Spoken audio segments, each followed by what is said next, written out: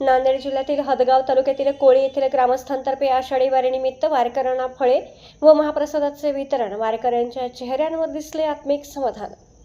पवित्र आषाढी एकादशीच्या निमित्ताने विठ्ठल भक्तीत तल्लीन होऊन पंढरपूरच्या दिशेने वाटचाल करणाऱ्या वारकऱ्यांची सेवा करण्यासाठी हदगाव तालुक्यातील कोळी येथील उत्साही गावकऱ्यांनी पुढाकार घेतला आहे.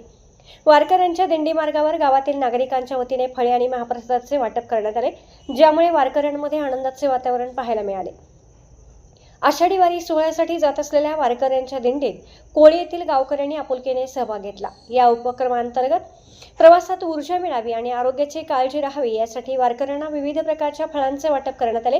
यासोबतच वारकऱ्यांच्या अल्पोपहाराची सोय म्हणून साबुदाणा खिचडी आणि गरम चहाचा प्रसाद अत्यंत प्रेमाने देण्यात आला. या दिंड्यांमध्ये झाले वाटप.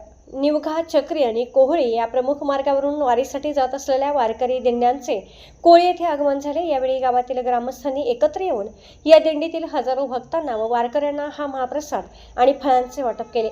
स्थानिक गावकऱ्यांचे हे नियोजन आणि आदरातिथ्य पाहून वारकरी भक्तांनी ग्रामस्थांचे मनापासून आभार मानले. वारकऱ्यांच्या चेहऱ्यावर समाधान.